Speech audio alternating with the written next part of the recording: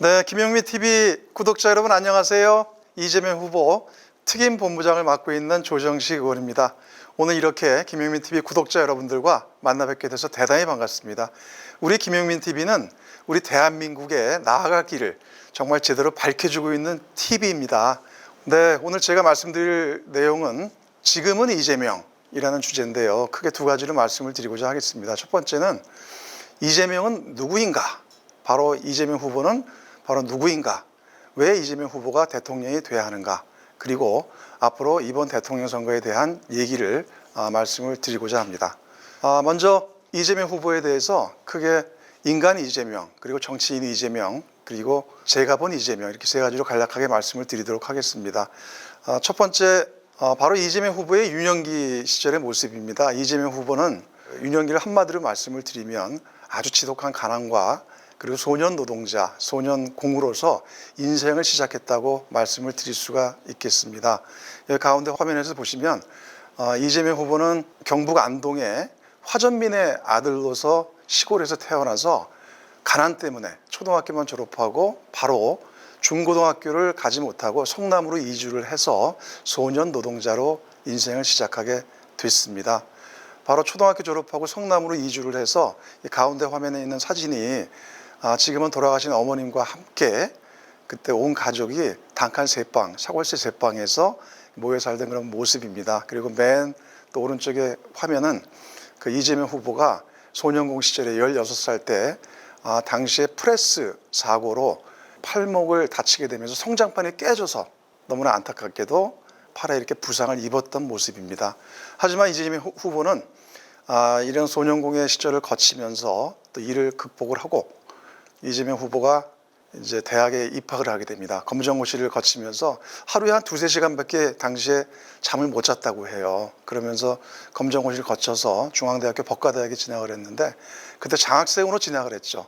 그때 이재명 그 장학생이 그 받았던 조건이 등록금과 그다음에 한 달에 약 20만 원의 장학금을 받았다고 하는데요.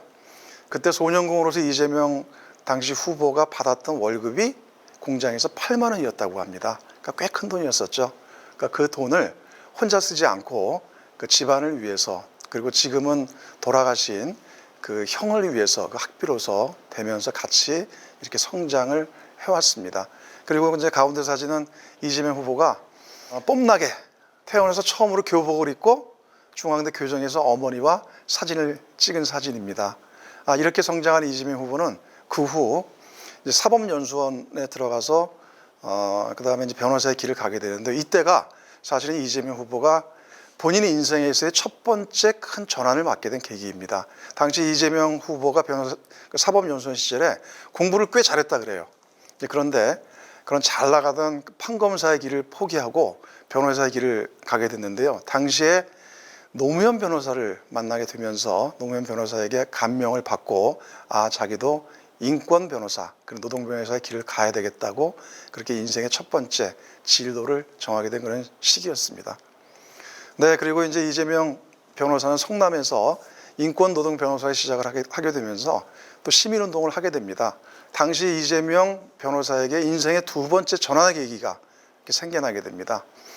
그때 이재명 변호사가 그 성남 시민 2만 명의 서명을 모아서 당시 성남시의 가장 큰 주제였던 공공의료원 설립을 위한 주민조례 법안을 이렇게 발의하게 되는데 그런데도 안타깝게 당시에 한나라당이 주도하고 있던 성남시의회에 제대로 상정도 돼보지 못하고 47초 만에 날치기 부결되는 그런 사태가 벌어졌습니다.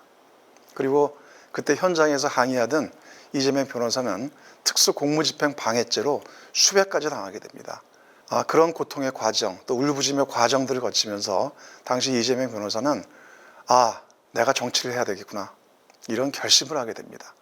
그러면서 정치의 길에 들어서게 된 것입니다. 그리고 2010년도에 성남시장에 당선이 돼서 그 성남의료원을 드디어 이재명 시장이 설립하게 됩니다. 그리고 그 성남의료원은 이번 코로나 사태에서도 성남 시민에게 큰 격려와 힘이 되었습니다. 네, 그렇게 해서 성남시에서 많은 성과와 업적을 내고 그리고 2018년도에 이제 경기도지사에 출마를 해서 이제 경기도지사로 당선이 되죠.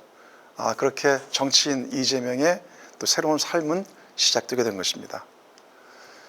정치인 이재명에 대해서 요약해서 말씀을 드리면 보통 예전에는 저희 같은 정치인들, 특히 여의도에서는 이재명 후보를 변방의 장수라고 저희들이 얘기를 했었습니다. 왜냐하면 이재명 후보는 국회의원이 한 번도 못 해봤거든요. 그리고 지방행정을 거쳐서 대선 후보가 되어서 당당하게 더불어민주당의 대통령 후보가 되면서 이제는 당과 그다음에 정치, 국가의 중심 인물이 된 것입니다. 또한 이재명 후보는 이념을 넘은 실용주의자라고 말씀을 드릴 수가 있습니다. 사실은 이재명 후보는 아주 굉장한 개혁주의자입니다. 본인이 겪었던 부조리한 현실, 우리 사회의 불평들과 불공정을 그다음에 그걸 혁신하는 그런 개혁주의자의 확고한 입장을 갖고 있습니다만 그 개혁의 성과를 낼 때는 이념에 치우치지 않고 그리고 바로 국민에게 필요한 국민 체감형의 성과를 내는 그런 실용주의자라고 말씀을 드릴 수가 있습니다. 그리고 더불어서 제가 꼭 한마디 드리고 싶은 말씀은 이재명 후보는 약자에 대한 그런 눈물과 감성을 갖고 있는 그런 사람입니다. 본인이 살아온 그 삶의 과정 속에서 늘 어려운 이웃들과 함께하고자 했고 또 그런 눈물이 굉장히 많은 사람이에요. 그걸 통해서 우리 사회에 또 이 대동세상의 세상을 열어가겠다는 그러한 꿈과 비전들을 지금 실천해가고 있습니다. 이재명 후보가 경기도지사 시절 참 많은 일을 했죠. 그런 실력과 능력 그리고 업적에서 이재명 후보는 바로 검증된 지도자의 역량들을 쌓아왔습니다. 대표적으로 불법 계곡 정비, 그 이전에 경기도에 수십 년 묵은 수건이고 적폐이기도 했습니다만 이재명 후보가 당시 경기도지사 시절에 이 부분을 바로 단칼에 해결을 했죠. 그리고 이뿐만이 아닙니다. 경기도지사 시절 이재명 표 민생정책을 많이 펼쳤습니다. 특히 지금 가장 어렵고 힘든 우리 청년 세대에 대해서 당시 군복무 청년에 대한 상해보험도 지원하고 또 그다음에 경기도 청년에 대한 기본소득을 처음으로 도입을 했습니다. 뿐만 아니라 그 일자리를 구하고자 하는 청년들에 대한 면접수당도 지급을 경기도에서 선도적으로 실행을 했고요. 그래서 이재명 당시 도지사는 경기도의 많은 현안들에 대해서 많은 성과들을 내면서 또 그것을 검증을 받았습니다. 그리고 특히나 여러 정책 중에서 우리 청년과 그다음에 교육, 특히 아동, 취약계층에 대한 세심한 배려를 항상 꼭 잊지 않았습니다. 네, 이 부분은 이재명 후보가 경기도지사 시절에 경기 북부에 대한 발전을 위해서 경기 균형 발전을 위해서 과감하게 추진했던 공공기관 이전입니다. 임기 3년 내에 경기도 남부에 있던 공공기관 15개를 과감하게 북부로 이전했습니다. 지금 우리 대한민국의 가장 큰 국가적 현안 중에 하나인 국가균형 발전, 바로 제대로 할 사람은 이재명입니다. 국가균형 발전은 정말로 제대로 하기 위해서는 지도자의 철학과 신념 그리고 결단이 중요합니다. 그러니까 우리가 앞으로 가야 될 국가균형 발전의 그 길을 이재명 후보가 대통령이 되면 바로 국정의 우선 과제로 삼아서 제대로 추진할 수 있다는 것을 여러분께 자신 있게 말씀드릴 수가 있습니다. 네, 이렇게 해서 이재명 경기도지사는 경기도지사 취임 시절에 전국의 17개 광역자치단체 중에서 당시 경기도가 사실 거의 꼴찌의 지지도를 갖고 있었습니다. 이 부분들을 당시 이재명 지사가 4년 동안 일을 하면서 당당하게 1위로 이렇게 직무수행 지지도 순위를 껑충 뛰어올린 것입니다. 바로 공약 이행률 90%가 훨씬 넘죠. 이걸 통해서 경기도민에게 바로 제대로 된 지도자의 상을 만들고 그 업적과 성과로서 검증된 지도자, 그렇게 바로 그것이 이재명 후보다 이렇게 말씀드릴 수가 있겠습니다. 네, 그 다음에 또 한 가지는 이제 제가 본 이재명에 대해서 간략하게 말씀을 드리려고 하는데요. 제일 먼저 나오는 이 사진은 이재명 후보가 2008년 9년에 민주당 부대변인 당직을 했을 때예요. 제가 그때 민주당 대변인을 했었습니다. 그때 제가 봤던 이재명 후보의 모습은 참 굉장히 똑똑하고 스마트하다, 이제 이런 모습이었었죠. 일을 굉장히 야무지게 잘한다, 이런 느낌들이 있었고, 그 다음에는 새로운 경기위원회는 이재명 후보가 2018년도에 경기도지사가 됐을 때 제가 그 경기도정 인수위원회 제가 위원장직을 맡아서 함께 약 한 3, 4개월간 같이 일을 했었습니다. 그러면서 이재명 후보의 철학과 비전, 그 다음에 정말 추진력, 그런 성과 이런 부분들 제가 생생히 제가 경험을 해본 적이 있었었고요. 그리고 그 다음에 지난 더불어민주당 경선 때 제가 이재명 후보의 총괄본부장을 맡아서 함께 이제 경선을 뛰었고, 그리고 더불어민주당의 후보로서 이재명 후보가 이제 나서시게 된 거죠. 그래서 제가 봤던 이재명 후보는 한마디로 말씀드리면은 한다면 하는 사람, 그리고 약속하면 지키는 사람, 그리고 위기를 기회로 만들 수 있는 그런 리더십과 지도자다. 제가 겪은 이재명 자신 있게 여러분께 말씀드릴 수가 있습니다. 그래서 우리가 이제는 이번 대통령 선거를 앞두고 그렇게 능력 있고 유능하고 또 약자에 대한 눈물과 공감을 갖고 있는 이재명 후보와 함께 대선을 치르고 있습니다. 자, 그렇다면 이제 대선 얘기를 여러분께 말씀을 드리고자 합니다. 먼저 2022년 3월 9일 치러질 대통령 선거, 너무나도 중요한 선거입니다. 우리 대한민국과 바로 우리의 삶이 미래로 나아갈 것인가 아니면 과거로 회귀할 것인가를 결정하는 선거입니다. 이번 대통령 선거는 어느 특정 개인을 위한 선거가 아닙니다. 말 그대로 우리나라의 운명과 국민의 삶을 결정하는 선거입니다. 그리고 또한 동시에 정치적으로 보면 앞으로 10년, 20년의 정치 지형을 결정하는 대단히 중요한 선거라고 말씀드릴 수가 있습니다. 역대 대선을 한번 보도록 하겠습니다. 역대 대통령 선거, 사실은 보시는 것처럼 늘 긴장되고 팽팽한 선거를 저희가 치러왔습니다. 1997년에 김대중 대통령께서 후보로 나서셔서 당선되실 때, 그때 범진보 진영이 1.3% 이겼습니다. 그리고 2002년도에 노무현 후보께서 당선이 되셨을 때 그때 범진보 진영이 2.3% 이겼습니다. 말 그대로 1, 2%의 초박빙의 선거를 치렀던 거죠. 그리고 2017년도에 문재인 대통령께서 당선되실 때 그때 박근혜 탄핵이라는 조건 하에서 우리가 앞서가고 이기는 선거로서 치렀지만 실제 다자구도 하에서 문재인 후보께서 얻은 득표율은 41%였었습니다. 그만큼 대한민국의 역대 대선은 늘 긴장되고 팽팽한 선거를 치러왔습니다. 그리고 자, 이제 2022년 대통령 선거 과연 어떨 것인가? 지금 이재명 후보와 결국은 윤석열 후보와의 양자 대결로 가고 있는 상황이죠. 근데 이번 역시 마찬가지일 것이라고 저희들은 예측을 하고 있습니다. 하지만 이렇게 늘 팽팽했던 역대 대선, 우리 진보 진영은 늘 승리의 길을 열어왔습니다. 그리고 이번 대통령 선거도 팽팽한 선거이지만, 초박빙의 선거이지만 저희는 반드시 이길 것이라고 확신합니다. 왜냐? 우리가 왜 이기는가? 그에 대해서 말씀을 드리고자 합니다. 대통령 선거는 과거를 향한 투표가 아닙니다. 야당과 윤석열 후보가 정권교체를 오직 말만 하고 입만 열면 정권교체를 외치고 있지만 사실은 우리의 운명과 우리의 삶을 책임질 앞으로의 미래의 지도자, 미래를 향한 투표입니다. 이 미래를 향한 투표함에 있어서는 두 가지가 대단히 중요합니다. 첫 번째는 시대정신이고 두 번째는 인물입니다. 시대정신, 지금 우리 대한민국이 겪고 있는 코로나 팬데믹, 기후변화, 4차 산업혁명의 대전의 시기를 맞고 있습니다. 그리고 우리가 흔히 삼불양극화라고 얘기하고 있는 불평등, 불공정, 불균형, 그리고 또한 한반도 평화와 번영의 과제, 이것이 우리가 현재 직면하고 있는 시대적 과제이자 시대 정신입니다. 한반도 평화 번영, 지난 10년간의 이명박 박근혜 정권 시절 얼마나 힘들었습니까? 우리 대한민국이 김대중 노무현 우리 대통령께서 이루셨던 갔던 한반도 평화 번영의 길이 송두리째 뒤집어져서 전쟁 위협의 시대를 우리가 살아왔습니다. 그리고 최근에는 야당의 윤석열 후보가 대북 선제 타격을 얘기를 합니다. 너무나 끔찍한 얘기죠. 바로 우리 대한민국의 역사를 지난 이명박 박근혜 정권 때의 전쟁 위협의 시대로 돌리겠다는 얘기입니다.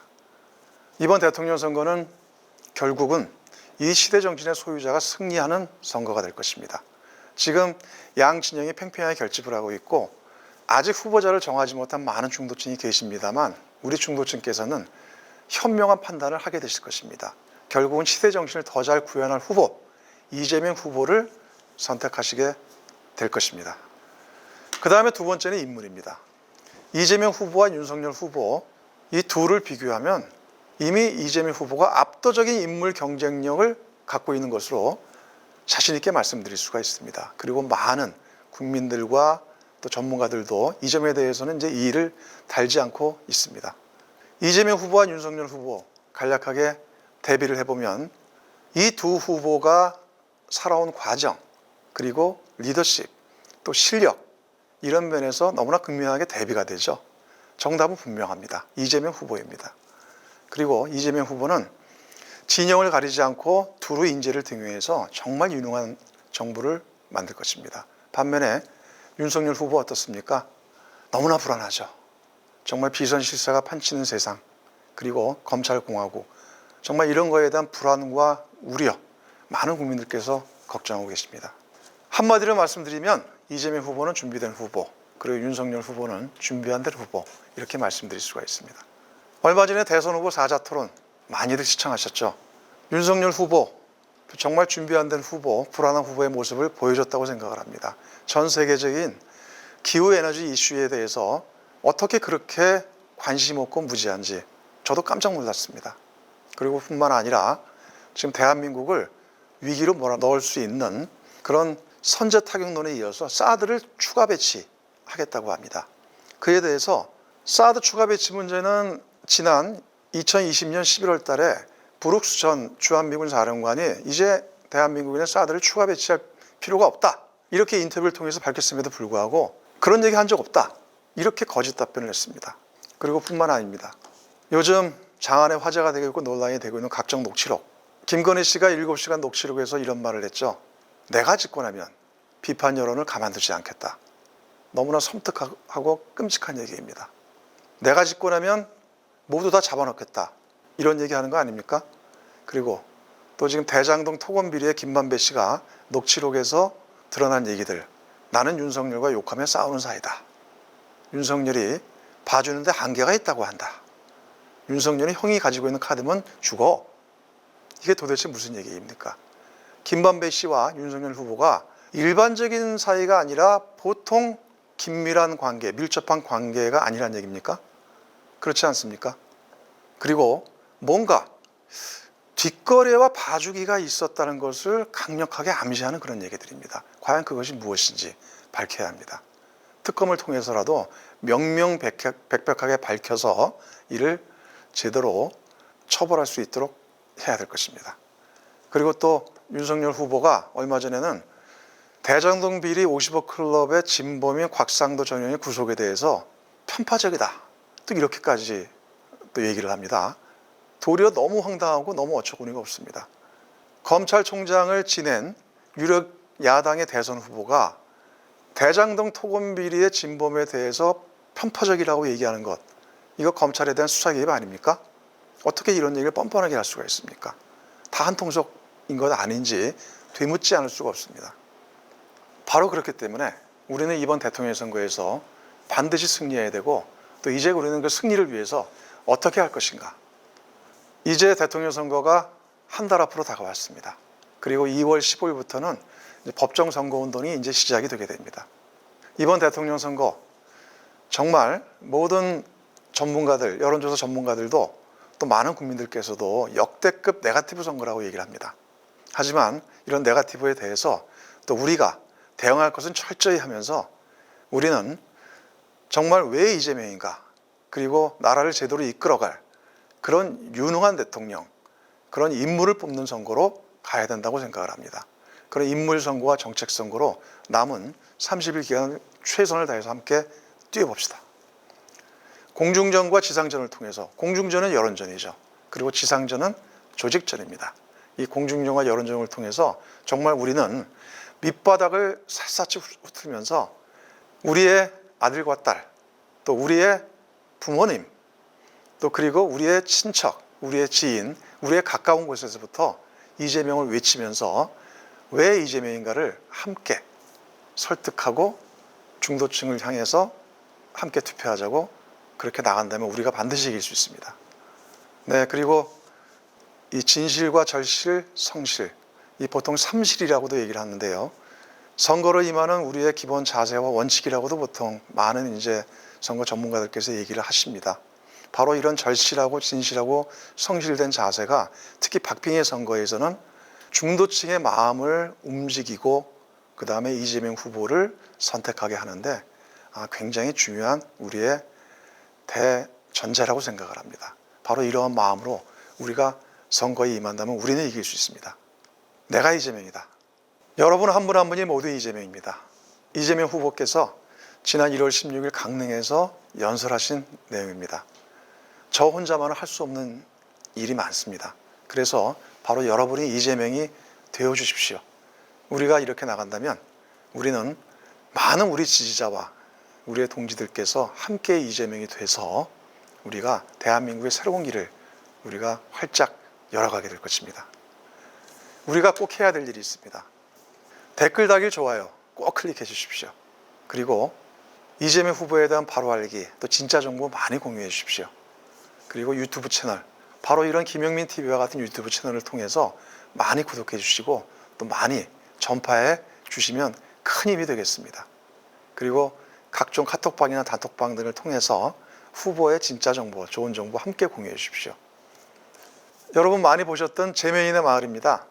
여러분께서 바로 댁에 계신 컴퓨터, 사무실에 있는 컴퓨터와 그리고 모바일 폰에 바로 열어주십시오. 거기서 재명인의 마을을 치시면 이재명 후보에 대한 모든 정보가 바로 재명인의 마을에 담겨 있습니다.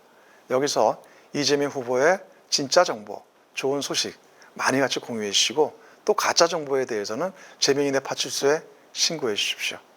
우리가 그렇게 앞으로 남은 기간을 같이 함께 한다면 우리가 반드시 3월 9일 대한민국의 새로운 역사 이재명 후보와 함께 열게 될 것입니다.